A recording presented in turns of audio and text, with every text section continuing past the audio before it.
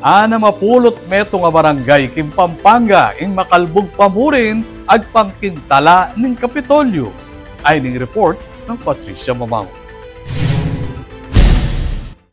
Baba, king 61 na barangay, king Mabiloga, Pampanga, ing manatiling makalbug, asang kaning masikanauran, balaw sa pamagtas ning danum, at epekto ning bagyong Nando at Opong, agpang king report ning Pampanga Disaster Risk Reduction and Management Office o PDRRMO, inyang Webis, October 2. Agpang king PDRRMO, mamabot manibat meto nga talampakan hanggang 7 talampakan ing katas ning danum kareng mababang lugal king Candaba, Macabebe, Masanto, Lampong, Minalin. Kabilang kareng apektado reng aduang barangay king syudad ning San Fernando, metong king Santa Ana, adwa king Apalit at king Candaba, 19 king Macabebe, 19 king Masantol, 13 king Minalin at adwa king San Simon. Mamabot king 53,723 pamilya o 176,455 individual king Mabiloga, Pampanga ing apektado ning albog.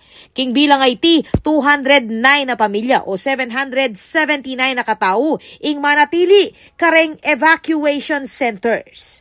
Balaos naman ing gagawa na monitoring at coordination ng PDRRMO, kayabe reng lokal a gobyerno bang siguraduhan ng kaligtasan ating saup para kareng apektadong residente.